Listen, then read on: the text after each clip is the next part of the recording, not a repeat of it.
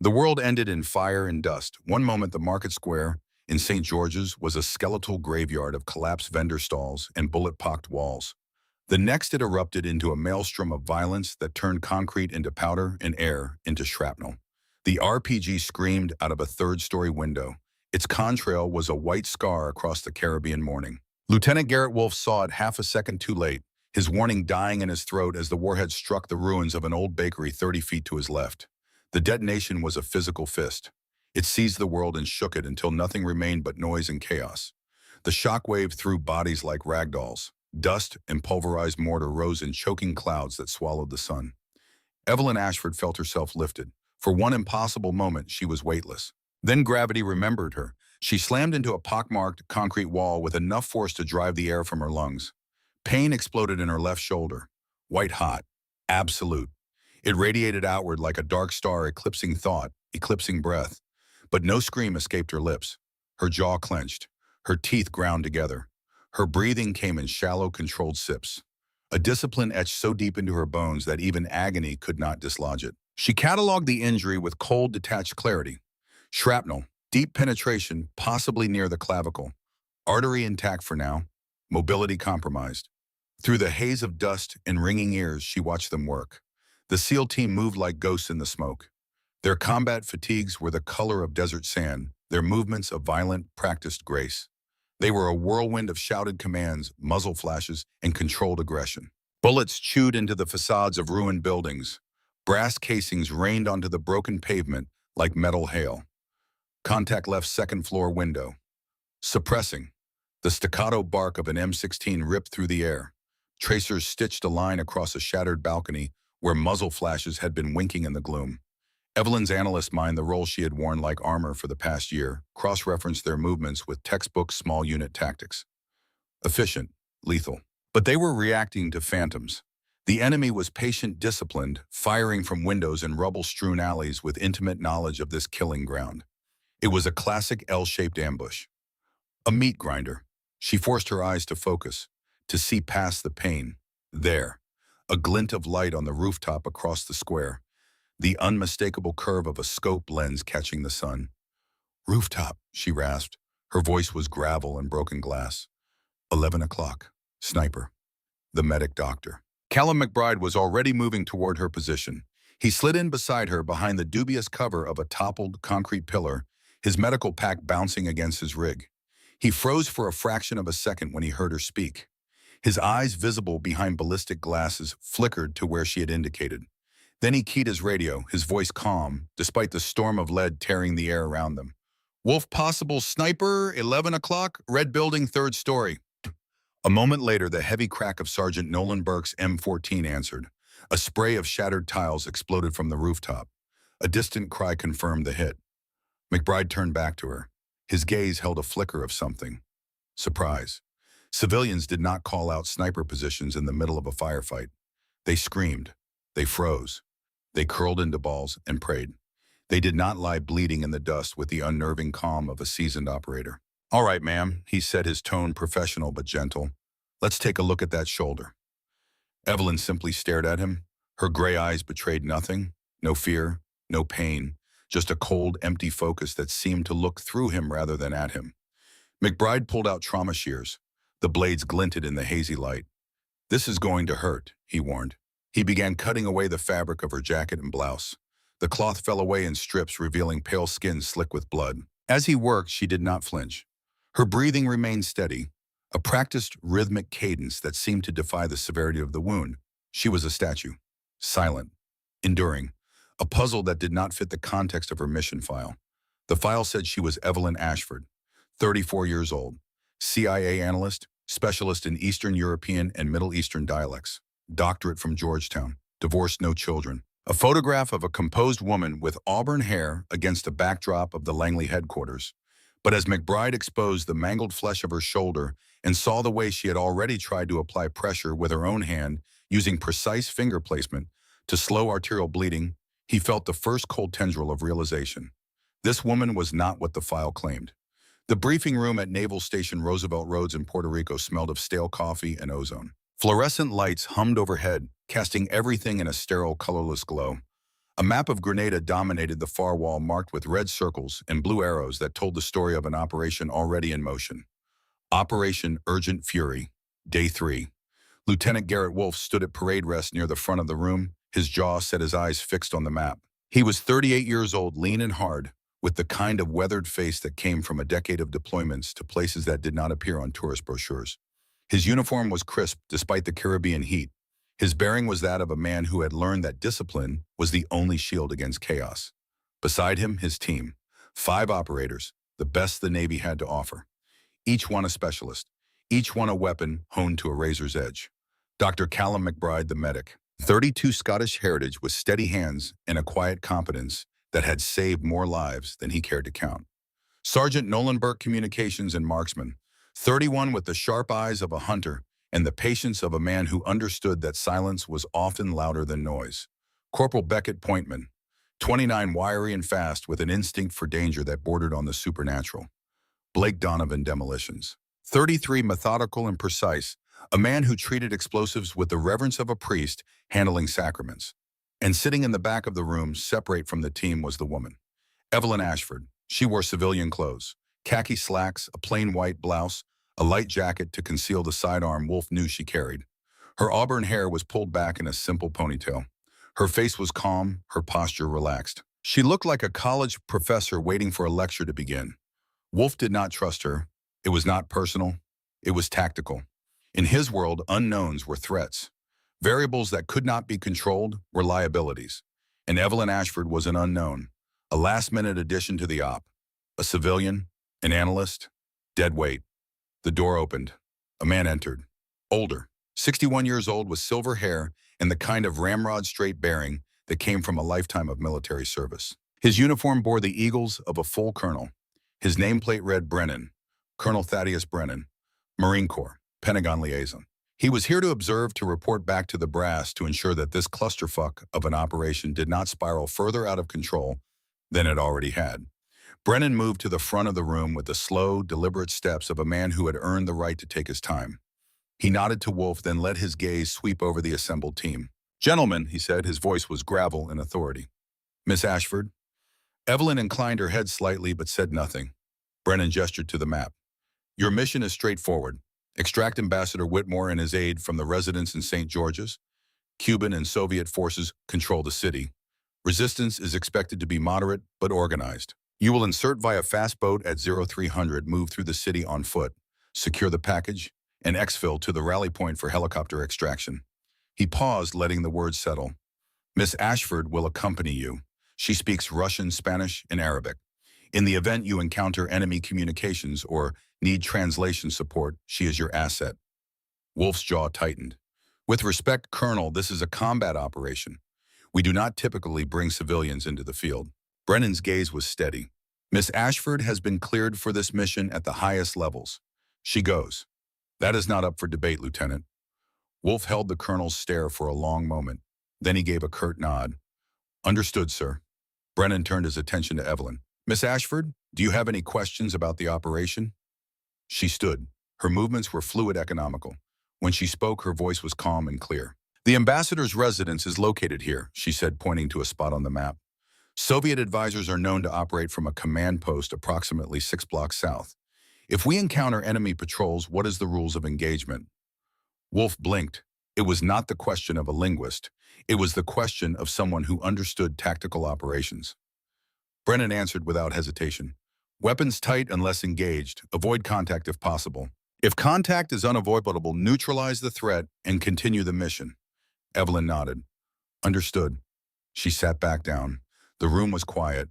Wolf felt a prickle of unease crawl up his spine. There was something about her, something in the way she carried herself, the way her eyes had assessed the map with the focus of a trained operator rather than an academic. But the file said analyst, and the file was gospel. Brennan dismissed them. The team filed out, checking gear, running through mental checklists. Wolf lingered, waiting until the room had emptied except for Brennan and himself. "Colonel," Wolf said quietly, "what am I not being told about her?" Brennan's expression did not change. "Everything you need to know is in her file, Lieutenant." "That is not an answer, sir." Brennan met his gaze. For a moment, something flickered in the older man's eyes. Respect, perhaps, or warning. The mission is the priority, Wolf. Bring the ambassador out. Keep Miss Ashford safe. Everything else is above your pay grade. Wolf wanted to press, but he knew when a door had been closed. Aye, sir, he said. He turned and left. Behind him, Brandon stood alone in the empty briefing room, staring at the map of Grenada. His hand reached into his pocket and pulled out a small object. A photograph creased and worn. It showed a young woman in desert fatigues standing beside a man with graying hair. The woman's face was younger but unmistakable. Evelyn Ashford. But the patch on her shoulder was not CIA. It was the dagger and scroll of the Army's 1st Special Forces Operational Detachment Delta, and the man beside her wore the rank of a master sergeant. His nameplate read, Hale. Brennan looked at the photograph for a long moment. Then he slipped it back into his pocket and walked out into the humid Caribbean night. The retreat from the ambush was a blur of violent motion and controlled chaos. The team moved through the skeletal remains of St. George's like wraiths, 6 operators carrying 1 wounded civilian. The sounds of the firefight receded behind them, replaced by the scuff of boots on gravel, the ragged panting of exertion, and the oppressive silence of a city holding its breath. They found sanctuary in the belly of a derelict textile factory. It was a cavern of rusted looms and shattered skylights that offered concealment from the sky and a dozen potential exits. Wolf posted sentries. Burke and Beckett took positions at broken windows, their rifles carving arcs of vigilance through the gloom. The rest of the team collapsed into a tight, exhausted knot in the center of the vast floor. This was McBride's domain now. He guided Evelyn to a relatively clean patch of concrete, away from the glittering shards of broken glass that covered the floor like frost. She moved with his assistance, her face pale, her breathing steady. Too steady. It was the kind of control that came not from shock, but from training. "All right, ma'am," McBride murmured. "Let's make this official." He unclipped his trauma pack, setting it on the floor beside her. The factory was dim, but his headlamp cut through the darkness, creating a sterile circle of light.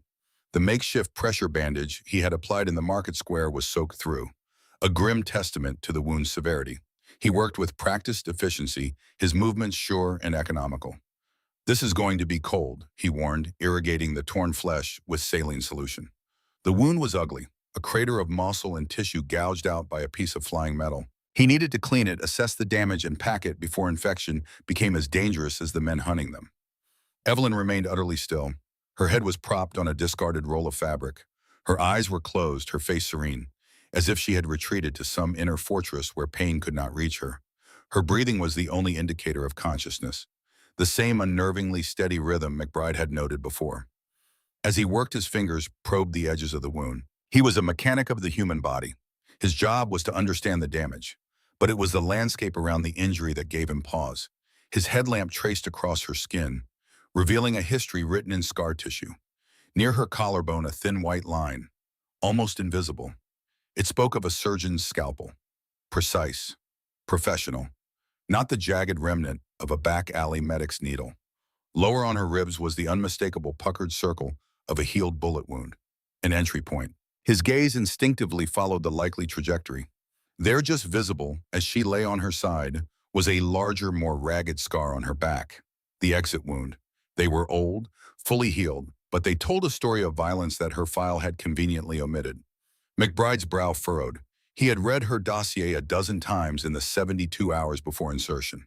Evelyn Ashford, 34, CIA analyst, doctorate from Georgetown, specialist in Eurasian dialects, divorced, no children. A photograph of a smiling woman against a backdrop of academic buildings. There was nothing in those pages to explain the meticulously repaired damage of a gunshot wound. Nothing to account for the faint cross-hatching of scars on her forearm that spoke of deflecting a blade. He worked in silence. His mind was a storm of contradictions.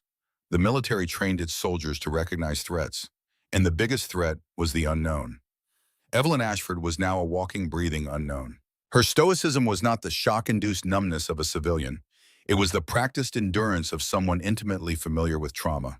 Her silence was not fear, it was control. As he began to pack the wound with gauze, his knuckles brushed against her side. He felt a different kind of scar, a series of raised ridges beneath her shirt. Curiosity and professional duty overriding protocol, he gently lifted the hem of her blouse a few inches. More scars, old burn marks. A long, straight line that could only have come from a deliberate cut. It was a roadmap of past agonies. Each one endured. Each one survived. He let the fabric fall. His movements suddenly felt intrusive. He was a medic, but he was also an intelligence asset in his own right, trained to observe. And his observations were screaming a single undeniable conclusion. The woman they were risking their lives to protect was not the person she claimed to be. He finished dressing the wound. His hands worked on autopilot as his brain tried to process the implications. Who was she? A former soldier? An intelligence operative? And why the elaborate deception? He secured the final bandage with tape. Done, he said quietly. It is clean. No major arterial damage. But you have lost a lot of blood. You need to rest. Evelyn's eyes opened. They were the color of a winter sea, deep and unreadable.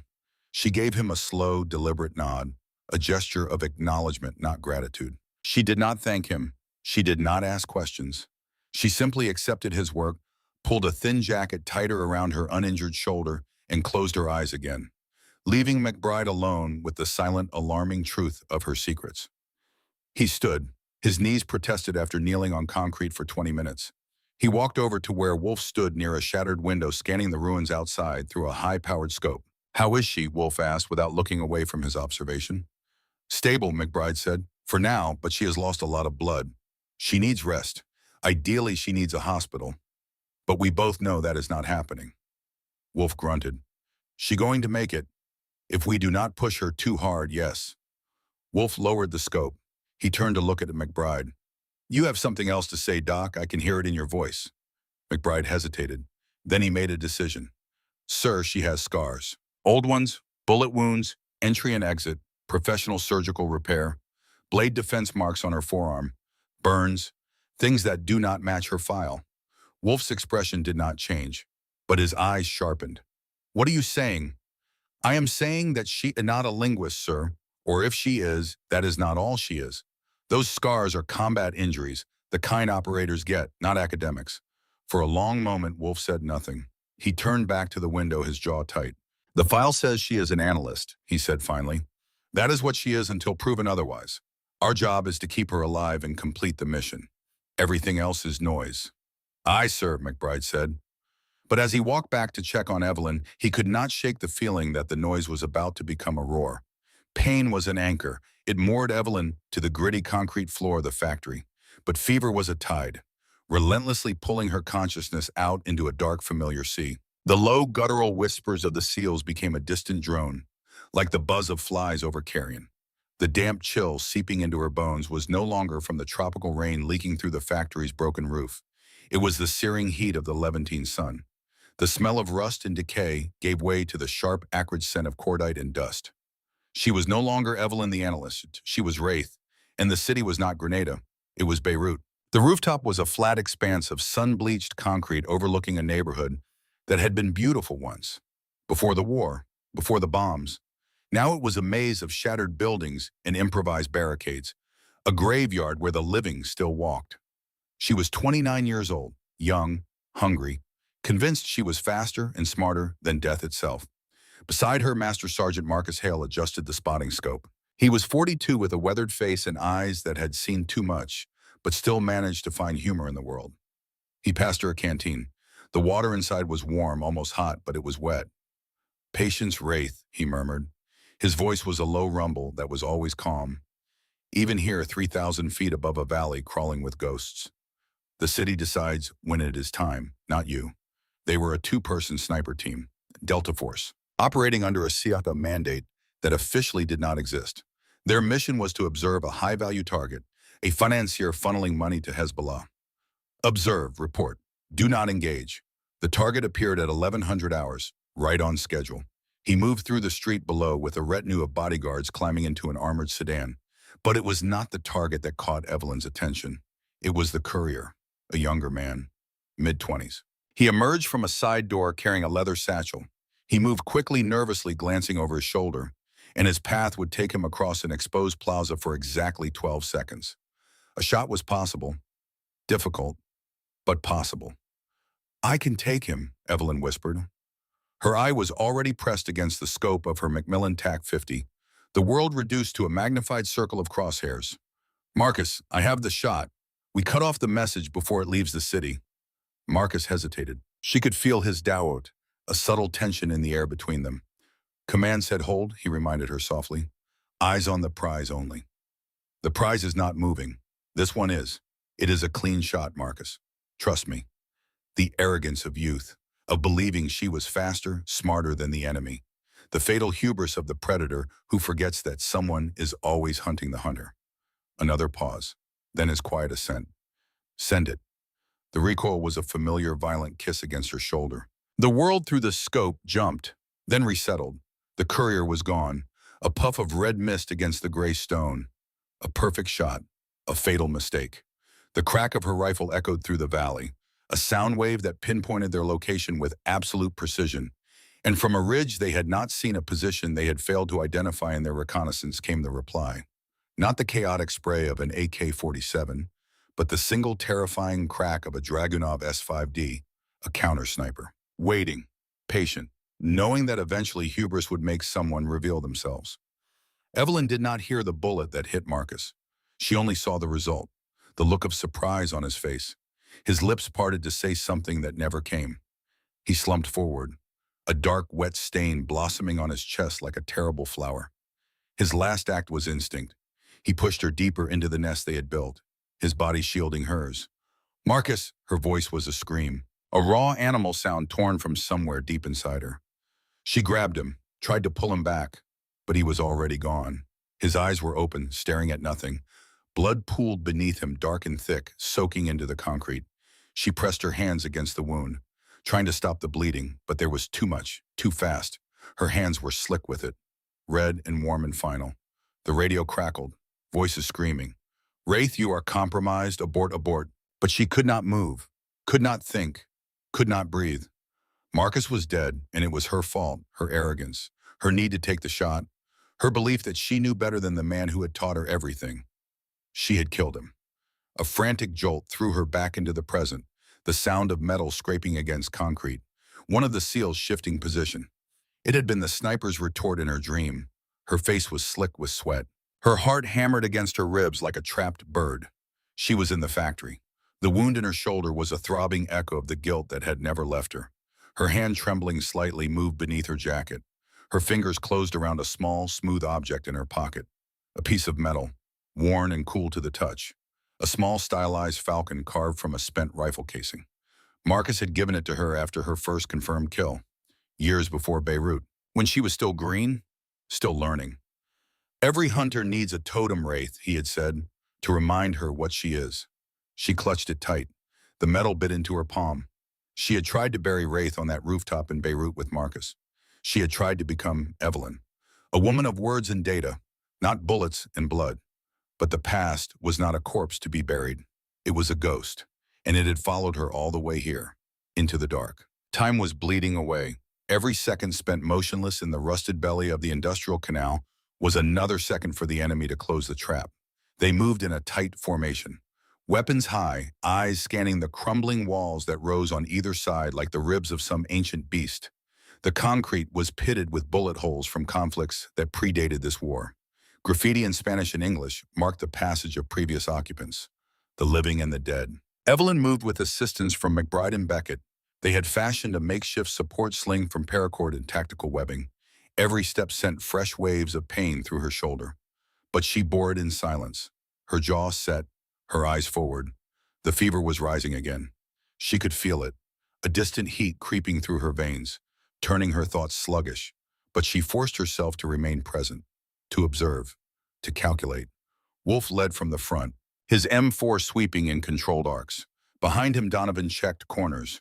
Blake brought up the rear, walking backwards, covering their six. They were ghosts moving through a graveyard. And somewhere in the shadows, other ghosts were watching.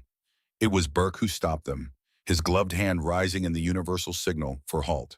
They froze instantly, a unit moving as one organism. Burke tapped the side of his helmet, where his communications gear sat. His face was tight with concentration. Got something, he whispered into the team channel. Enemy chatter, strong signal, close, maybe 200 meters. Wolf moved back to Burke's position. Local forces? Burke shook his head slowly, his brow furrowed. That's the thing, sir, it's not Spanish. It's not the Cuban garrison dialect we were briefed on. It's something else, harsh, guttural. I don't recognize it. He patched the audio through the team's internal communications. A stream of harsh alien language filled their earpieces, punctuated by bursts of static and the distorted quality of a handheld radio. To the SEALs, it was noise, indecipherable, might as well have been the howling of wolves. Wolf felt frustration coil in his gut. They were operating blind, surrounded by an enemy they could not understand, could not predict. It was the worst kind of combat, fighting shadows that spoke in tongues. Beckett keyed his mic. Could be Soviet advisors. Russians brought in to coordinate the Cuban forces. Negative, Burke replied, his voice uncertain. The cadence is wrong. The phonemes. This is not Russian, or at least not standard Russian. They stood in tense silence, the strange language continuing to crackle through their headsets. A message they could not decode, a threat they could not assess. Then a sound cut through the static, a pained rasp, barely audible. Let me hear it. Every head turned. Evelyn was leaning heavily against the concrete wall. Her face was slick with sweat, the fabric of her jacket dark with moisture. But her eyes were sharp, focused, locked onto Burke's radio with an intensity that seemed to burn through the fever. Wolf hesitated. His instinct was to tell her to conserve her strength, to stay quiet, but something in her expression stopped him. It was not the look of a civilian asking out of curiosity. It was the look of a professional who had just heard something familiar in the chaos.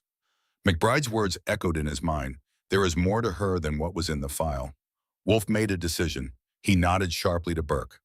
Patch her in. External speaker. Low volume. Burke held out his radio. The strange language spilled into the confined space of the canal. Harsh consonants. Rolling vowels. A linguistic puzzle wrapped in static and distance. Evelyn closed her eyes. Her head tilted slightly, as if she were listening not just with her ears, but with some deeper sense. The pain seemed to fade from her face, replaced by a deep analytical concentration that transformed her. The SEALs watched in silence, their exhaustion forgotten, focused entirely on the wounded woman who stood among them like a statue, listening to ghosts. 30 seconds passed, the language continued, a voice on the other end giving what sounded like orders, another voice responding with sharp acknowledgments. 45 seconds. Evelyn's eyes remained closed, but her breathing had changed, deeper, slower, as if she were entering some kind of meditative state. 1 minute. The transmission ended with a burst of static. Silence fell over the canal. Evelyn's eyes snapped open. They were no longer fever bright. They were clear, sharp, and alarmingly intelligent. They are not local militia, she said, her voice strained but steady, each word precise. The dialect is Chechen, but a specific variant, from the Pankisi Gorge region on the Georgian border, heavily influenced by old Soviet military doctrine and Ingush linguistic patterns. She paused, listening to her own memory of the transmission. The speaker is educated, military trained, not a guerrilla, a professional. He uses formal tactical call signs. Sokol for himself, the Falcon, Volk for his Overwatch element, the Wolf. Wolf felt the temperature drop. Despite the Caribbean heat, this was not the disorganized resistance they had been briefed to expect. This was something far more dangerous. What are they saying? His voice was flat, command voice, but underneath was the cold edge of fear. Evelyn met his gaze directly, and in that moment Wolf saw past the civilian cover, past the analyst's facade. He saw the operator underneath. They are hurting us, she said, her words clinical, detached, the voice of someone who had done this before. They know our most logical route, the old aqueduct to the south. It is the best terrain for extraction, open sight lines for air support, multiple approach vectors. She gestured with her good hand, pointing in the direction they had been heading. Sokol is ordering his teams to fall back, to create the illusion of a safe corridor. They call this canal the trough because that is what it is, a funnel, leading us to Volk, their sniper element. Already in position on the pumping station overlooking the aqueduct exit. Her voice remained calm, but the words were a death sentence. They are letting us walk into a shooting gallery. We would be exposed for approximately 40 meters. No cover. Volk has multiple angles of fire. Sokol's ground forces would collapse the corridor behind us. Classic hammer and anvil. The silence that followed was absolute. Burke stared at his radio as if it had betrayed him. Ma'am, I have been listening to enemy comms for 6 years. All I heard was noise. How did you linguistic analysis, Evelyn interrupted, her voice taking on the tone of a professor delivering a lecture. Falling back into the cover of her analyst role, regional dialects have specific markers, phonemic patterns, cultural references embedded in military terminology. It is what I do. But Wolf was not listening to her explanation. He was watching her eyes. The way she had assessed the tactical situation, the precision of her analysis. This was not just translation. This was complete tactical intelligence, cultural understanding, operational awareness. This was the work of someone who had been in the field, who had listened to enemy communications before, who knew not just what they were saying, but what they were planning.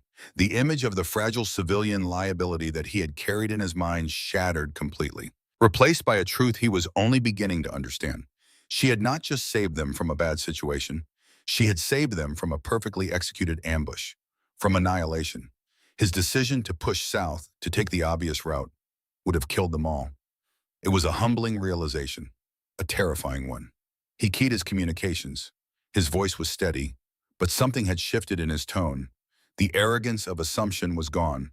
All stations change of plan.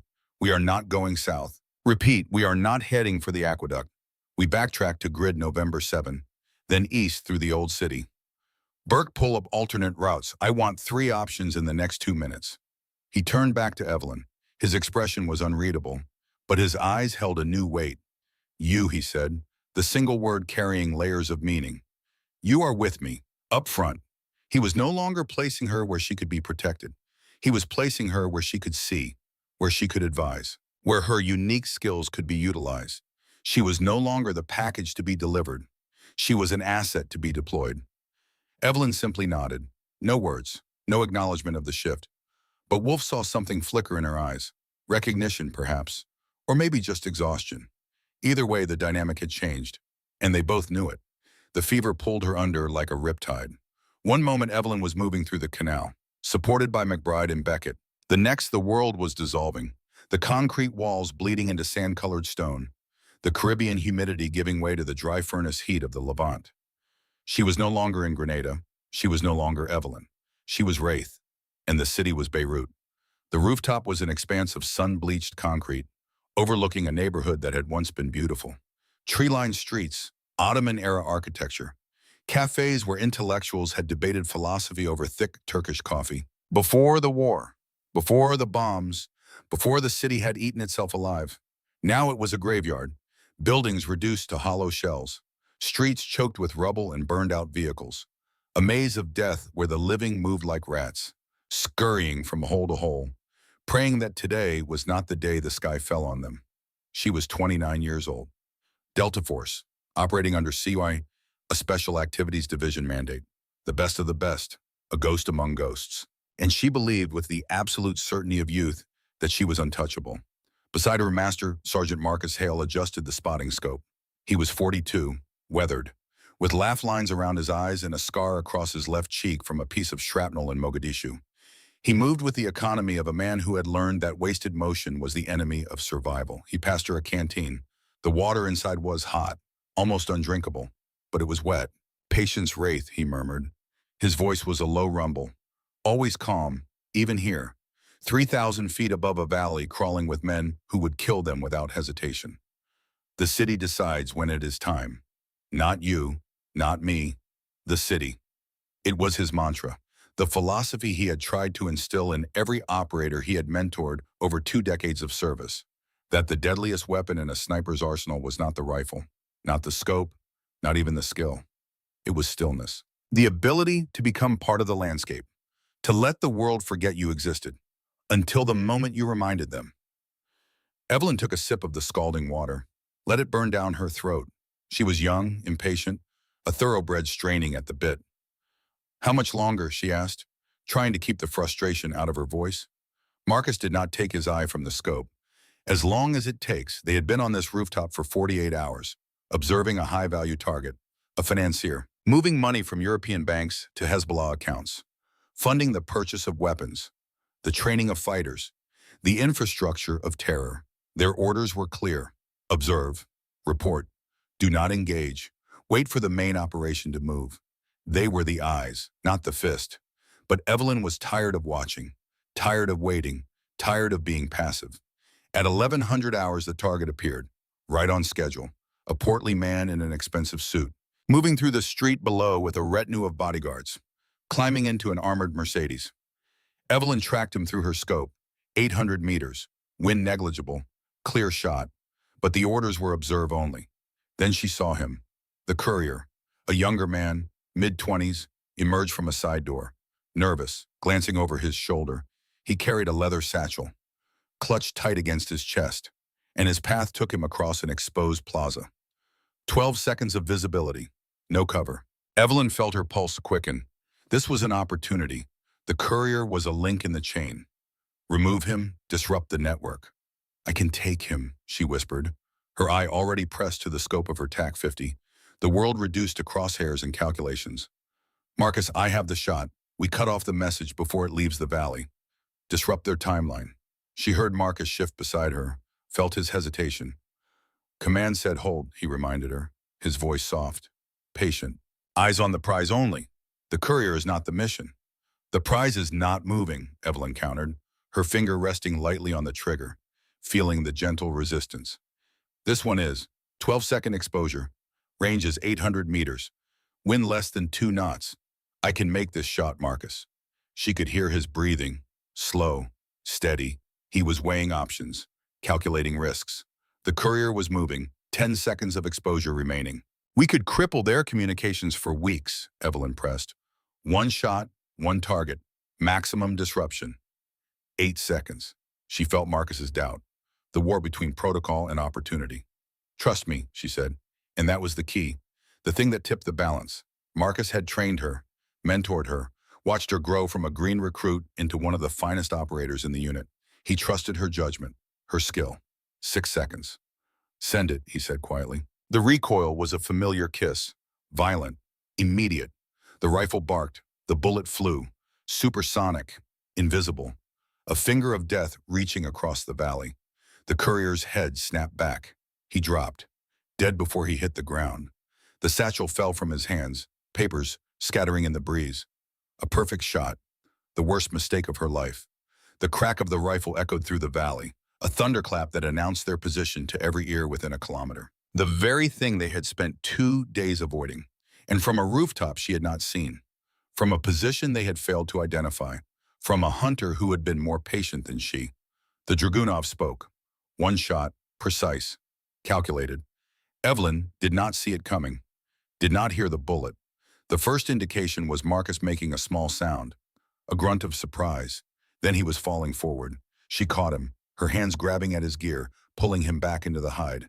Marcus, his eyes were wide, confused. There was blood, spreading across his chest, dark, arterial. No, no, no. Her hands pressed against the wound, trying to stop the bleeding, but it was pulsing, hot and thick, unstoppable. Marcus, stay with me. Stay with me. He looked at her, and in his eyes she saw no anger, no accusation, just a terrible, quiet understanding, a sad acceptance of the mathematics of war. His hand reached up, shaking. He pressed something into her palm, small, metal. The falcon, the carving he had made from a spent casing, years ago, after her first kill. Every hunter, he started to say, his voice barely a whisper. But death stole the rest. His hand fell. His eyes went distant, looking at something she could not see, somewhere she could not follow. And she was alone. The radio crackled, voices screaming. Wraith, you are compromised, enemy converging on your position. Multiple contacts, abort, abort. But she could not move, could not think, could not breathe. Marcus was dead, because she had taken the shot, because she had needed to prove herself, because she had let arrogance override the patience he had spent 2 years trying to teach her. She had killed him, as surely as if she had pulled the trigger herself. The extraction team found her 3 hours later, still in the hide, still holding him, his blood dried black on her hands, her face. They pulled her away, dragged her to the helicopter, flew her out of Lebanon. But she left something on that rooftop, something essential. She left Wraith. A frantic jolt threw her back into the present. The sound of Wolf's voice on the radio, sharp, commanding. Ashford, you still with us? She was on her knees. McBride crouched beside her, his hand on her good shoulder, steadying her. Fever spike, McBride was saying into his radio. She is disoriented. Give me a minute. But Evelyn was not disoriented. She was simply returning from the past, from the rooftop, from Marcus. Her hand moved to her pocket, feeling the smooth metal of the falcon, the totem, the reminder of what she had been, of what she had lost, of what she could never be again. The world above vanished, swallowed by darkness so complete it felt like falling into the void. The entrance was a rusted sewer access ladder, corroded, ancient, groaning in protest as they descended one by one into the earth's intestines. The heavy manhole cover slid shut above them with a final echoing clang, cutting off the last thread of natural light, plunging them into absolute blackness. Then the world turned green. Night vision goggles activated, transforming the darkness into a ghostly monochromatic landscape. The tunnel stretched before them, brick-lined, dripping with moisture. The walls slick with a century of accumulated grime. The air was thick, stale. It tasted of damp earth and chemical decay. Something acridly industrial that burned the back of the throat. They moved in single file, weapons lowered slightly in the confined space, their boots splashing softly through ankle-deep water that flowed sluggishly along the tunnel floor, carrying with it the detritus of a city above, organic and otherwise. For the first hour, they made reasonable progress, relying on preloaded schematics of the city's utility infrastructure, Burke navigating by compass and dead reckoning, calling out turns, confirming waypoints. But the city below was older and more chaotic than the city above. Tunnels diverged where none were marked on the maps. Passages collapsed into impassable walls of rubble. Forks appeared that existed on no modern schematic. The breaking point came at a large circular junction, where 5 identical tunnels branched off into the oppressive darkness. Each one looked the same brick construction, same arched ceiling, same black maw disappearing into the unknown. Burke stood at the center, his compass in one hand, his map in the other, his face tight with frustration visible even through the green wash of night vision. "I have got nothing, sir," he said to Wolf, his voice flat with fatigue. "GPS is completely dead. Compass is spinning. Too much iron in the concrete. And these tunnels do not match anything in the database." Beckett returned from scouting the leftmost passage. Dead end 200 meters in, collapsed, impassable without heavy equipment. Wolf felt the weight of command pressing down. They were lost, truly lost, blind in a maze that was actively working against them. Morale, already frayed to breaking, began to unravel. He could see it in the slump of his men's shoulders, the 1,000-yard stares, the way hands gripped weapons tighter, seeking comfort in something solid. They were elite operators, trained for impossible situations. But this was different. This was not an enemy they could shoot. It was the Earth itself, indifferent to their technology, their training, their will. Swallowing them whole, it was then that Evelyn spoke. Her voice was quiet, but it cut through the tense silence like a blade through water. "I know this place." Every member of the team froze, turning to look at her. Through the eerie green glow of their night vision, she was a spectral figure, pale, wounded, leaning heavily on McBride. But her posture had changed. There was a confidence in the way she stood, a certainty that seemed to radiate from her despite the fever, despite the pain. "How?" Wolf demanded, his tone sharp, desperate. Evelyn took a slow breath, the effort of speaking visible on her face. "Mission preparation," she explained, her voice steady despite her condition. "I was given access to the municipal archives. Most were destroyed during the invasion. Fire damage, water damage. But I found a complete set of British colonial survey maps from the 1950s, when the island was still under Commonwealth administration." She paused, gathering her thoughts, or perhaps her strength.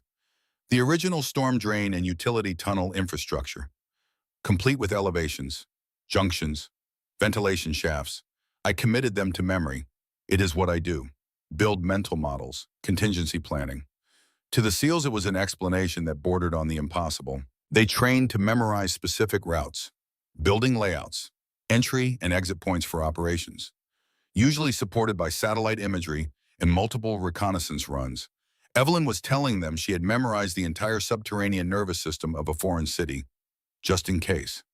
Wolf stared at her, his mind racing. He had no other options. His technology had failed. His training was useless here. All he had was the word of a woman whose file was a lie and whose capabilities were still revealing themselves layer by layer. He made a decision, born of desperation, but also of a growing respect. "Your point," he said, the words feeling strange, inverting the chain of command. "Beckett, you are on her 6. Follow her instructions exactly." The dynamic shifted. Evelyn moved to the front, Standing beside Beckett, she closed her eyes for a long moment, and the team could almost see it. The gears turning, the map coming to life in her mind, a three-dimensional construct of memory and spatial reasoning. Third tunnel from the right, she said, her eyes opening, her voice sure. It will slope downward for approximately 100 meters, then level out. The ceiling lowers significantly at the 70-meter mark. Watch your heads. We should begin to hear the main water reclamation pipe on our left side after the level section. They followed, moving into the tunnel she had indicated, and just as she had said, the passage sloped downward, the angle subtle but unmistakable. At what felt like 70 meters, the ceiling dropped, forcing them to duck, walk hunched, and then faint but distinct the sound of rushing water. Somewhere beyond the left wall, the deep thrumming of a major pipe carrying the city's waste to the sea. Evelyn was not guessing. She was reading the tunnels, like a text only she could see. Fork ahead, she called out, her voice calm. Stay right. The left passage connects to a collapsed street, storm damage from Hurricane Janet in 1955. It will be flooded. They bore right, and 30 meters later, they passed a side passage, water pouring from it, ankle deep, confirming her prediction. She led them deeper, her command simple, direct, absolute. Ladder here leads up to a junction box. We bypass it. Smell that ozone, ventilation shaft, connected to the old power substation. We are close. She was not just navigating by memory. She was using sensory input, changes in air pressure, acoustic signatures, even smell, to confirm and update the mental map in real time. The men of Wolf's team followed in stunned silence. Warriors at the peak of their profession, reduced to followers, dependent on a wounded civilian whose mind was their only compass. After what felt like an eternity, but was probably only 40 minutes, Evelyn stopped, her good hand rising in the signal for halt. Here, she pointed upward, to where a rusted metal grate was barely visible in the curved ceiling, corroded, barely held by ancient bolts. Ventilation outflow, services the old British Embassy district, should exit into a service alley. Quiet, overlooked. Beckett and Donovan worked together, prying the grate loose. The metal screamed, but it gave way. Cool air flooded down, clean, fresh, carrying with it the scent of jasmine, night-blooming flowers, the world above, a promise that they were not buried forever. Evelyn had done it. She had led them through the earth, through the maws, to safety. Behind them, Colonel Brennan moved quietly through the formation, observing, always observing. He watched the team's reaction, the way they looked at Evelyn now, not as a burden, but as something else. Respect, awe, perhaps even a hint of fear. He had seen it before, in the faces of operators returning from the field. That look, the recognition of someone who operates on a different level. His hand reached into his pocket, felt the worn photograph. Evelyn in desert fatigues, Delta scroll on her shoulder, standing beside Marcus Hale. He had known who she was the moment she walked into the briefing room in Puerto Rico. The question was never her identity. The question was what had broken her so badly that she had run from it, and whether when the time came she would remember who she really was. The sanctuary they found was the wine cellar of a demolished embassy, British and colonial era, the entrance half buried in rubble but structurally sound. It was cool, dark, blessedly silent, meters of stone and earth insulating them from the war above. For the first time in what felt like days, the team allowed themselves to breathe, to rest. Weapons were cleaned with methodical precision, rations checked, water rationed. A heavy exhaustion settled over them, the adrenaline that had sustained them through the tunnels draining away, leaving behind only bone-deep fatigue. Wolf retreated to a corner, a map spread before him on the dusty floor. But he was not really seeing it. He was reevaluating, recalculating, trying to reconcile the woman he had been briefed on with the woman who had just navigated them through an impossible maze. Evelyn sat against a row of empty wine racks. Her face was pale, drawn. The fever had not broken. McBride approached with his medical kit. "Let me see it," he said, not asking. A medic's authority. She did not resist, allowed him to cut away the field dressing. It was soaked through again. The trek through the tunnels had reopened parts of the wound. He worked in silence, cleaning, irrigating, repacking. The cellar was so quiet they could hear the hiss of saline, the rustle of gauze. When he had finished applying the new dressing, securing it with careful precision, he sat back. But he did not move away. For a long moment, neither of them spoke. It was a companionable silence, the silence of two people who had shared something. survived something together. Finally, McBride broke it, his voice low, almost conversational. You know, he began, not looking at her face, focusing on repacking his kit. The instructors at BUD/S tell you that scars are badges of honor, proof of survival, that every mark tells a story of a warrior who won. He paused, then lifted his left hand, showing her the back, where a jagged, silvery scar cut across the knuckles and metacarpals. This one looks impressive, right? I tell the new guys I got it in a firefight. Shrapnel, diving to cover a wounded teammate. He shook his head, a rueful smile touching his lips. Truth is, I got it opening a can of peaches with my Kobar. First deployment. Slipped. Almost took my thumb off. Bled all over my rack. Felt like the biggest idiot in the world. He glanced up at her then, his eyes meeting hers in the dim light of his headlamp. It was an offering, not a demand for reciprocation. Just a gesture, a small act of trust, showing his own fallibility, his own humanity, making a bridge, if she wanted to cross it. Evelyn's expression, so carefully controlled for so long, softened almost imperceptibly. Something flickered in her eyes. Recognition, understanding, perhaps even gratitude. She did not tell him about Beirut, did not speak Marcus's name, did not explain the constellation of violence written on her body, but her gaze dropped to her own hand, the one not cradling her injured shoulder. On her knuckle was a small scar, barely visible. Training accident, she said quietly, her voice rough. Close quarters combat drill. My opponent was faster. It was a tiny detail, meaningless in isolation, but in the context of their moment, their shared silence. It was seismic. It was an acknowledgement, a confirmation, that they spoke the same language. The language of controlled violence, of mistakes made, of lessons written in flesh. McBride nodded, understanding more than she had said.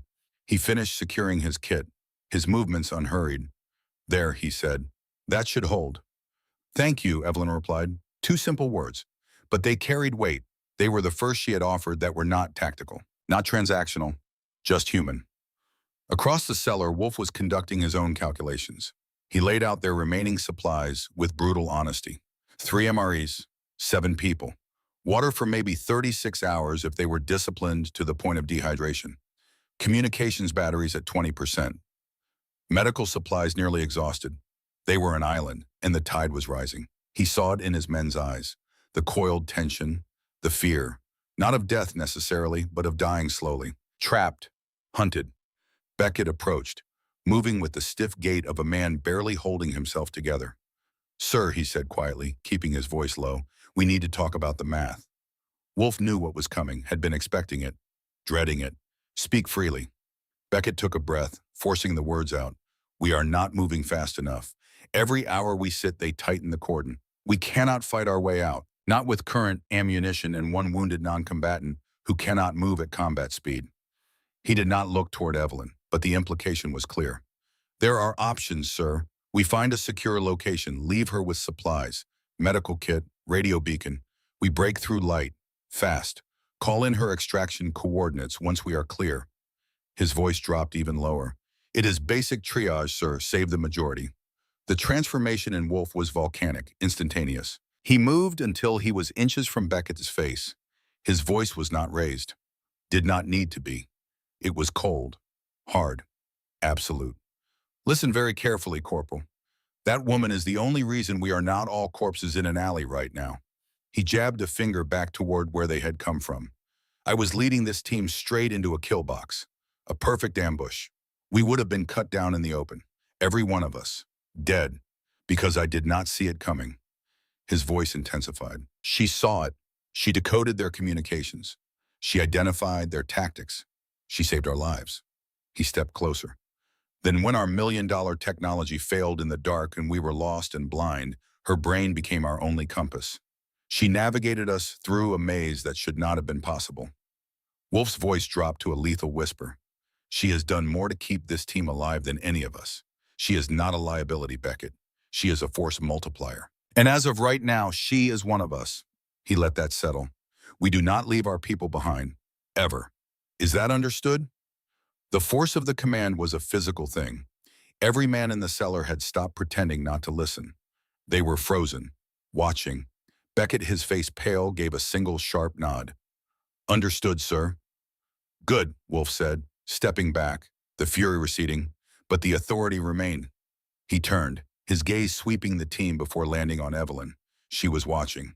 Her expression unreadable.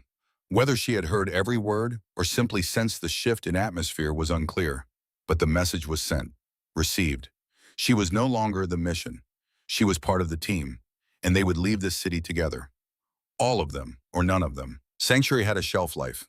As the hours bled into one another in the timeless dark of the wine cellar, the initial relief of safety began to curdle into the slow, corrosive dread of entrapment. The silence once a comfort now felt heavy, amplifying the sound of their own breathing. The growl of hungry stomachs, the frantic ticking of the clock in their heads. To stay was to die slowly. To move was to invite violence. Wolf spread their one remaining map on the dusty floor. The feeble beam of his headlamp illuminated the web of streets they had to cross. Burke, the communications specialist, pointed out a potential route with a gloved finger. Here, Burke said, his voice low, a series of back alleys and covered breezeways. Gives us the most concealment. Leads straight to the old docks where we can signal for extraction. It was the path of least resistance, a thin thread of hope through a labyrinth of death. The team gathered around, their faces etched with exhaustion and grim determination. As Wolf began to outline the insertion points and rally positions, Evelyn moved forward into the circle of light. She was still pale. She favored her wounded shoulder. But the analytical fire in her eyes burned brighter than ever.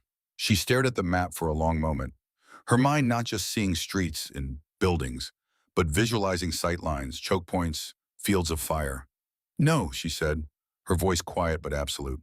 Every eye turned to her. Burke frowned. It is the best shot we have, ma'am. Every other route is a death trap. Exactly, Evelyn countered, her finger tracing their proposed path on the map. This route is too clean, too logical, too easy. She looked up, her gaze meeting Wolf's. He has left it open for us, on purpose. This entire area, her hand circled a 4-block radius, is the kill zone. The alleys are just the cattle chute he is using to herd us into the slaughterhouse at the center. She tapped a small open plaza marked on the map. That square, the commander we are facing. This so-called, the Falcon. He is not just a soldier. He is arrogant. He proved that when he tried to trap us at the canal. He believes he is smarter than us, and he is toying with us, trying to prove it. Her voice was calm, clinical, delivering the diagnosis of their own funeral. He expects us to take the bait because it is the only bait he has offered. A heavy silence fell over the group. She was right. The logic was undeniable. They were rats in a maze and the enemy was holding the cheese. Beckett let out a bitter sigh. So we are trapped. What other choice do we have? A strange, almost feral light gleamed in Evelyn's eyes. We stop acting like prey, she said, and we become the trap. She knelt, taking over the map.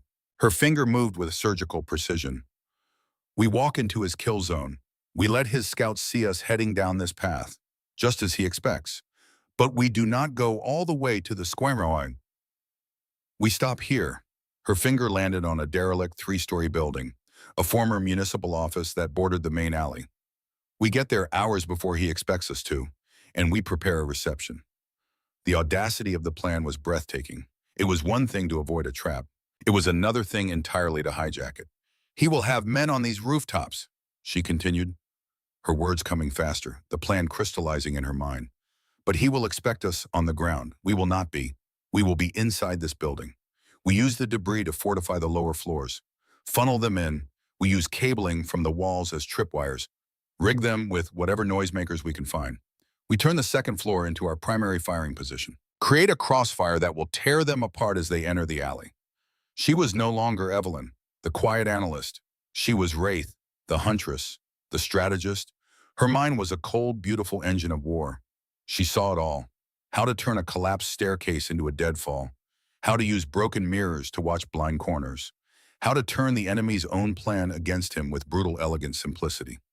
The SEALs stared at her, a mixture of shock and profound respect on their faces. They were trained for this kind of asymmetric warfare, but her plan was on another level. Instinctive, creative, utterly ruthless. Wolf looked from the map to Evelyn's face, and he saw the woman Marcus Hale must have seen. He saw the leader she had been. He felt the gnawing fear that came with any high-risk gamble, but underneath it was a surge of adrenaline, of pure predatory excitement. They had been on the defensive for too long. A slow, grim smile spread across his lips. "All right, Wraith," he said, using the call sign without knowing its history, only that it felt right. "Let us set the table." The shift in the team's energy was electric. The air, once thick with despair, now crackled with purpose. They were no longer running. They were no longer hiding. They were moving out with the quiet, deadly intent of predators, following the lead of the wounded woman who had just taught them how to hunt the hunters. The world had shrunk to the confines of the derelict municipal building. Outside, the city was a graveyard, hushed and waiting. Inside, the silence was of a different kind. Not empty, but full. It was the silence of held breaths, of fingers resting lightly on triggers, of minds focused with crystalline clarity on the violence to come. Every trap was set. Every field of fire was memorized.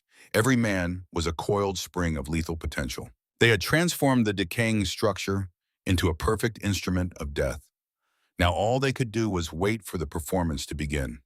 Wolf moved through the darkened second floor like a wraith, checking on his men with a quiet nod or a hand signal. They were in position, concealed in nests of rubble and shattered office furniture, their invisible lines of fire crisscrossing the alley below. He found Evelyn in the northwest corner, the position she had chosen for herself. It gave her the most comprehensive view of the kill zone, from the entry point to the pre-planned deadfall at the far end. She was not armed with a primary rifle like the others. Instead, she knelt by the shattered window frame, perfectly still. Her only equipment, a small, high-powered monocular. She was the conductor, and the alley was her orchestra pit. Her job was not to fire the first shot, but to decide when the music would begin. Wolf came to a stop beside her, his own gaze following hers down into the empty moon-drenched canyon of the street below. For a long time, he just stood there, sharing the vigil. The air was thick with the dust of ages and the electric tang of anticipation. "I was wrong about you," he said finally, his voice a low rumble that barely disturbed the silence. Evelyn did not turn, did not acknowledge him at first. She remained focused on the street, her posture unchanging. Wolf took a breath, the words coming out with practiced military bluntness that could not hide their sincerity. "Back at the factory, I saw the mission parameters. The wounded civilian, the ticking clock. I saw a problem that needed to be managed. I did not see the operator. I did not see the soldier." He paused, the weight of his own failure heavy in his voice. "My way would have gotten us all killed at the aqueduct. My judgment was compromised." I needed to say that. He was not asking for forgiveness. He was stating a fact, correcting a flawed after-action report in his own mind. It was a matter of professional honor. "This plan," he added, gesturing vaguely at the meticulously prepared ambush around them, "is one of the most brilliant and brutal things I have ever seen. You have given us a fighting chance where we had none." Only then did Evelyn pull back from the window. She turned to look at him, her face a pale oval in the gloom. The unreadable mask was gone. In its place was the stark, weary focus of a commander in the final moments before contact. She considered his words, accepted the apology for what it was, the closing of a circle, the forging of a final unbreakable link in the chain of command between them. She gave a slow, deliberate nod, her gaze direct, holding no trace of resentment or triumph. All that was in the past, all that mattered was the future, a future that would be decided in the next few hours, in the street below. "Just get your men out of here alive, Wolf." It was the first time she had used his name without rank. The sound of it spoken in her low, raspy voice created a bond that transcended military hierarchy. It was the language of equals, of two warriors sharing the same immense burden. He nodded back, a pact of mutual respect sealed in the darkness. "We will." As he turned to leave, a new sound drifted on the night air, faint but unmistakable. The low, grinding growl of a heavy engine, still distant, but growing steadily closer. The waiting was over. The storm was upon them. The low growl became a menacing rumble, echoing off the canyon walls of the alley. A single headlight cut through the darkness, followed by the hulking, brutalist silhouette of a BTR-60. Its heavy machine gun pointed menacingly forward like the snout of a predator. Behind it, moving in a practiced, confident wedge formation, came a dozen soldiers, their weapons held at the low ready, their movements relaxed, assured. They were Sokol's wolves, walking calmly into the den of a far more dangerous predator. From her perch, Evelyn watched them advance. She tracked their progress, her mind a cold calculator, measuring distances, angles, and timing. They passed the first tripwire, a strand of communications cable strung across the alley entrance. Barely visible. They did not see it. They moved beyond the point of no return. The BTR came to a halt directly in the center of the kill zone, its engine idling, a steel behemoth waiting to unleash hell. This was the moment. Evelyn's thumb pressed the transmit button on her radio twice. Click, click. The world exploded. The first sound was the deafening roar of Burke's M60 machine gun opening up from the third floor, a torrent of lead that shredded the enemy soldiers caught in the open. Tracer rounds drew lines of fire through the darkness. Simultaneously, from the opposite side, the rest of the team unleashed a disciplined, interlocking volley of fire. Muzzle flashes stitched the darkness from a dozen different windows, turning the alley into a vortex of ricocheting bullets and pulverized concrete. The enemy squad, caught in a perfect crossfire, was annihilated in the first 3 seconds. Bodies fell, weapons clattered to the pavement, the night filled with screams that were cut short. Then came the second stage of Evelyn's plan. A shaped charge planted earlier at the base of a weakened balcony at the far end of the alley detonated with a deafening crump. Tons of rock and steel crashed down, completely blocking the enemy's path of retreat. Boxing in the BTR. The hunters had become the caged, but they were not broken. The BTR's turret swiveled. Its heavy machine gun erupted with a terrifying hammering roar, spitting tracers that chewed through the facade of the municipal building, forcing the SEALs to duck back from the windows. The beast was wounded and enraged. This was when Evelyn's dance began. While the SEALs focused on overwhelming firepower, she was a ghost in the machine. "McBride, window 3, she spoke into her comms, her voice impossibly calm amidst the cacophony. "Suppressive fire on the rooftop, east side. They have a man with an RPG. McBride's rifle cracked. A distant shout confirmed the kill. She moved from her position, not with the hurried scramble of the other soldiers, but with a fluid, silent grace. As the BTR's gun raked the floor above her, she dropped to a lower window, her suppressed pistol already in her good hand. She did not spray. She waited. A helmet poked out from behind the wreckage, a fighter trying to flank their position, a single quiet cough from her pistol. The helmet vanished. It was the detached precision of a surgeon excising a cancer. The men of Wolf's team fought with the aggressive, overwhelming fury of a tidal wave. They were masters of violent action. Evelyn fought like the slow, inexorable advance of a glacier, cold, methodical, unstoppable. Wolf, laying down fire from his position, watched her for a split second. He saw her point out a target for Donovan. Then in the next breath, use a shard of mirror to spot an enemy trying to move through a side passage, dispatching him with 2 perfectly placed rounds to the chest. It was not a frenzy, it was work. The BTR remained the linchpin of the enemy's defense, its gunner pinning them down with sweeping bursts that turned concrete into powder. "I need that gun silent," Wolf yelled over the comms. "Working on it," came Evelyn's placid reply. She crawled to a small drainage hole in the floor, a position no one else had even considered. It gave her a worm's eye view of the street below. She waited, her breathing slow, her body utterly still. The BTR's gun paused for a half second, the gunner reloading, transitioning between belts. In that infinite decimal window, as the gunner's face moved past the armored vision slit, she fired once. The pistol's report was lost in the din of battle, but the effect was absolute. The heavy machine gun slumped downward, silent, the gunner dead before he knew he had been seen. The loss of the BTR broke the last of the enemy's will. The few remaining survivors tried to flee, only to be cut down by the disciplined fire of the SEALs. Then, as quickly as it began, it was over. The roaring violence was replaced by a ringing, deafening silence, punctuated only by the crackle of small fires and the whisper of the wind. The alley below was a charnel house, a testament to the brutal efficiency of their trap. Evelyn rose slowly from her position, a phantom emerging from the smoke, her face pale, her expression revealing nothing but a profound, chilling emptiness. The dance was over. The silence that descended upon the alley was heavier and more suffocating than the noise it replaced. It was a silence filled with the ghosts of echoes, the scent of cordite, the profound finality of death. Adrenaline began its slow, painful retreat from the veins of Wolf's team, leaving behind a bone-deep weariness and the grim, methodical work of the aftermath. Clearing, Wolf's voice crackled over the comms, flat, exhausted. His men moved through the building, ensuring no threats remained. Then came the ritual, the one every team leader dreads. All stations sound off. Report status. Wolf, good copy. McBride, good copy. Beckett, copy.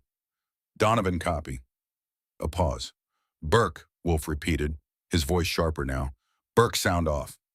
Nothing. The silence stretched. Pregnant. Terrible. Burke, Wolf barked. Sergeant Burke, report. McBride was already moving, scrambling up a collapsed staircase toward the third floor, where Burke had held his position with the M60. He found him slumped behind a barricade of overturned metal desks, near a gaping blackened hole in the building's facade. The RPG round, the one Evelyn had warned about.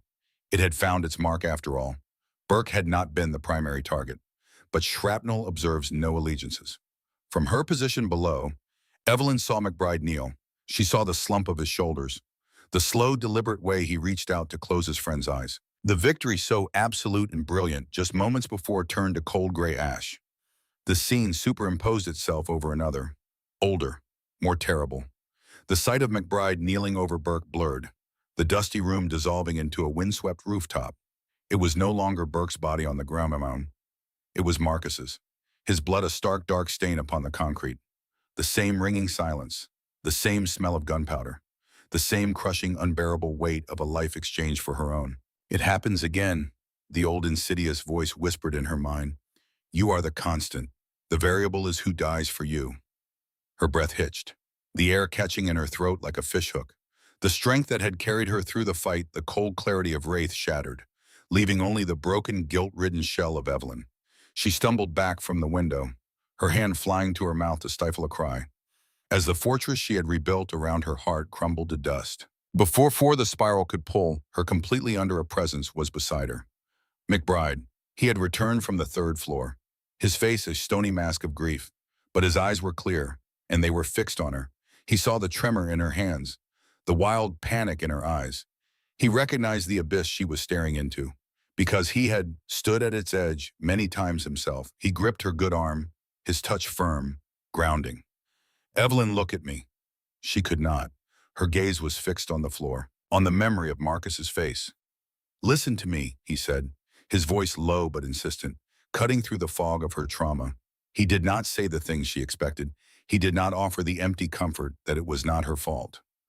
Burke was covering the eastern approach, he said, his words measured, clinical. He saw the RPG team take aim. He saw your position was exposed as you moved to engage the BTR gunner. He shifted his body to cover you and returned fire. He knew exactly what he was doing. He gave her a gentle shake, forcing her to meet his gaze. That was his choice. He was a SEAL. His entire existence was predicated on a single principle, protecting the man next to him. You were next to him. He made a calculated professional decision. His voice softened, but the intensity did not waver. He did his job. Do not dishonor the meaning of his choice by claiming it as your mistake. The words were a bucket of ice water, shocking her out of the past, his choice. For years, Marcus's death had been the weight of her singular selfish mistake. A burden, a sin to be atoned for. But McBride was reframing it, not as a debt she owed, but as a sacrifice a soldier had willingly made. It was not her failure. It was his final defining act. Tears welled in her eyes, but they were not the tears of guilt she had shed for Marcus. These were born of a profound, aching sorrow, a grief unburdened by self-loathing. The wave of panic receded, leaving behind the clean, sharp pain of loss. It still hurt. It would always hurt. But it was a wound, not a poison. She looked past McBride, toward the third floor where Burke lay. She could not absolve herself of the pain, but she could accept the truth of the sacrifice. She took a shuddering breath and gave McBride a single slow nod. She had survived the ambush. Now she would have to survive the peace. The hours that followed the battle were a strange, timeless limbo. The immediate threat was gone, but danger remained, a suffocating presence in the air. Using the surprisingly intact radio from the destroyed BTR, Donovan managed to slice through layers of enemy encryption. After an agonizing hour of broadcasting, blind, a voice blessedly American crackling with static finally answered their call. Extraction was a go. Rendezvous point was the roof. Time was sunrise. They moved with the slow, deliberate motions of men running on the last fumes of endurance. They brought Burke with them, his body wrapped respectfully in a canvas tarp. No one spoke. The shared grief was a heavy cloak they all wore, a silent testament to the price of their victory.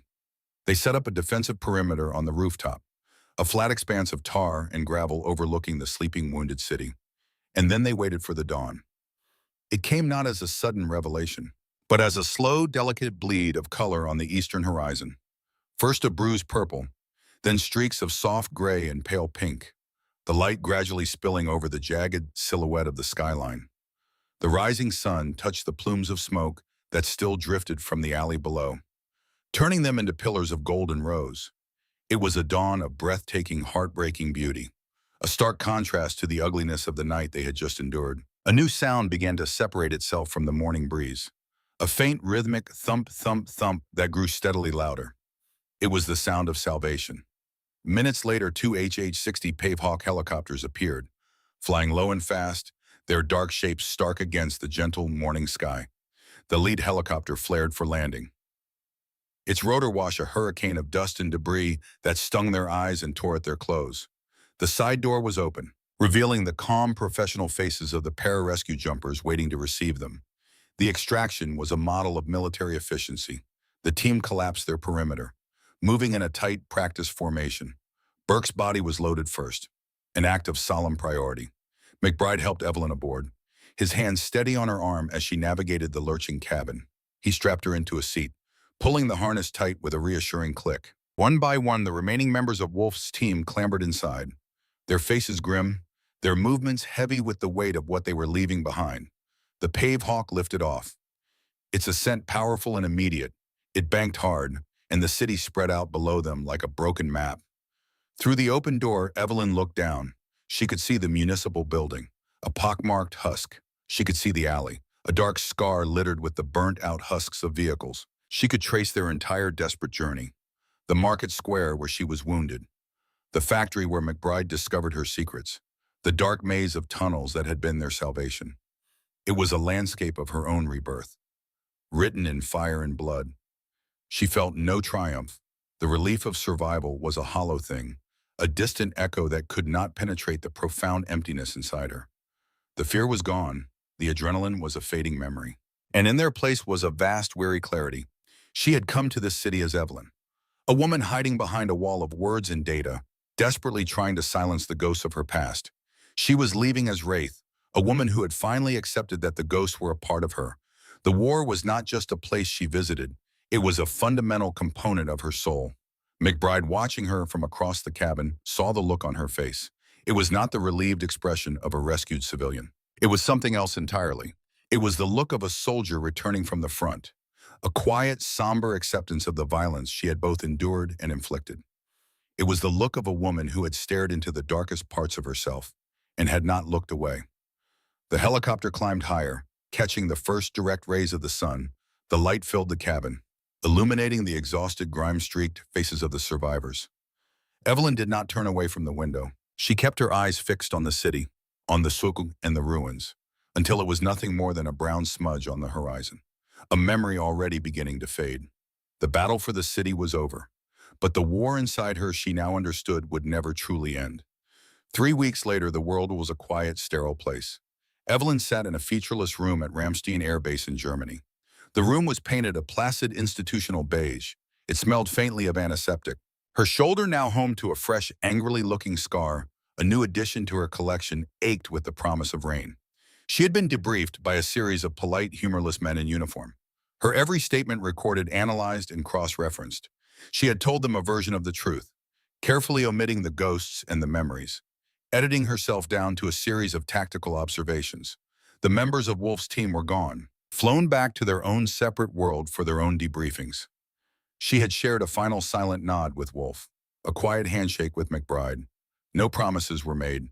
Their paths had converged in a storm of violence, and then diverged again, as is the way of soldiers. She was waiting for a transport plane that would take her back to a quiet life she no longer believed in when the door opened. The man who entered was not in uniform. He wore a simple, impeccably tailored gray suit and carried a thin leather briefcase. He was of indeterminate age, with pale, intelligent eyes that seemed to see more than they let on. "Miss Ashford," he said, his voice calm and cultured. He did not introduce himself. He sat opposite her at the small metal table, placing his briefcase on the floor beside him. "I trust your recovery is proceeding well." Evelyn said nothing, simply watching him. She had learned long ago that the person who speaks first in a room like this is the one who loses. The man smiled faintly, a gesture that did not reach his eyes. There is no need for suspicion. This is not a debriefing. It is a recruitment seminar for a very small, very exclusive institution. He leaned forward slightly. We have read the reports, all of them, the official report from Lieutenant Wolf, which paints you as a civilian analyst with extraordinary courage and an uncanny gift for languages. He paused. And we have read the unofficial one, the one pieced together from satellite imagery, recovered enemy communications, and a very detailed interrogation of a Chechen mercenary commander captured 2 days ago, a man who calls himself Sokol, who now speaks of a blonde ghost that dismantled his entire company. He let that hang in the air for a moment. The reports are fascinating, but they are incomplete. They speak of Evelyn Ashford, the linguist. They do not speak of Wraith, former Delta Force operator, expert in unconventional warfare and high-altitude operations. Served 2 tours under CYA, a Special Activities Division, until a mission in Beirut resulted in the death of your spotter, Master Sergeant Marcus Hale, and your subsequent resignation. For reasons of personal trauma. Evelyn's blood ran cold. He knew. He knew everything. The name she had not spoken aloud in years, uttered so casually in this sterile room. The world is full of messy, complicated problems that cannot be solved by armies or diplomats, the man continued, his tone conversational. These problems require a different kind of tool. They require people who can move through the cracks in the world. People who speak the language of violence as fluently as they speak the language of policy. People who carry a war inside them and have learned to control it. He looked directly at her, his gaze piercing. You have spent years trying to pretend that war is not a part of you. You tried to bury Wraith, but when the time came, she was the one who saved you. She was the one who saved them all. He reached down and retrieved a thin, unmarked black folder from his briefcase. He slid it across the table. It stopped inches from her hand. You are not a broken soldier, Miss Ashford. You are a finely honed weapon that has been left to rust in a library. We believe that is a terrible waste. He paused. We are not offering you a chance to go back to your old life. We both know that life was a fiction. We are offering you a purpose, a place where your unique talents are not a curse to be hidden, but an asset to be deployed. His voice dropped to barely above a whisper. A home for the ghost. Evelyn looked down at the folder. Her heart was beating a slow, steady rhythm. The ache in her shoulder felt distant. The beige room, the quiet life, the attempt to be someone she was not. It all felt like a dream she was finally waking from. She had been running for so long. Now for the first time someone was offering her a direction to run toward. She raised her eyes from the folder to meet the man's gaze, her face calm, her mind clear. When do I start? 6 months later, snow fell in thick, silent curtains, burying the world outside the cabin in a blanket of pristine white. It was a landscape Evelyn knew well. The profound quiet of winter. A silence so deep it felt like the earth holding its breath. The small cabin was Spartan. A fire crackled in the hearth, its light dancing across simple wooden furniture. She sat by the window, a mug of black coffee warming her hands. With the fingers of her right hand, she traced the contours of the new scar on her left shoulder. It had healed into a puckered, silvery line, no different from the others that mapped her history. It no longer ached. It was simply a part of her now, a comma in a long and violent sentence. On the table beside her lay 2 objects. The first was the small metal falcon Marcus had carved for her. For years to touch it was to feel the cold shock of failure, the guilt of a fatal mistake. Now it felt different. Its weight in her palm was no longer a burden, but an anchor. She thought of Marcus, and for the first time she remembered not his death, but the crinkle of his eyes when he smiled. She thought of Burke, a man she barely knew, who had made a choice in a fraction of a second to shield her. McBride's words from the cellar had been the truest compass. Do not dishonor the meaning of his choice. She finally understood. Sacrifice was not a debt to be paid. It was a story to be carried. The second object was a plain black folder, devoid of any markings. It had been delivered a week ago. She had not opened it yet. She did not need to. She knew it was a key, a door to a world that had been waiting for her, a world of shadows and whispers, a world for ghosts. For a long time she had believed peace was a place you could run to, an identity you could build like a fortress. She had tried to be Evelyn, the academic, but the siege had come, and the walls had fallen, and Wraith had walked out of the ruins. She knew now that peace was not the absence of war. For people like her, peace was simply knowing which war was worth fighting. Her gaze drifted back to the window. to the endless falling snow. It looked so pure, so final. But she knew that beneath the surface, the ground was still hard and frozen, and that life, tenacious and brutal, was waiting to claw its way back in the spring. You could not erase the past. You could only choose to build on top of it. Slowly, deliberately, Evelyn reached out and placed her hand on the black folder. Her fingers were steady. Her face, reflected softly in the dark glass of the window, was calm. The huntress was no longer running. She was simply waiting for the snow to stop.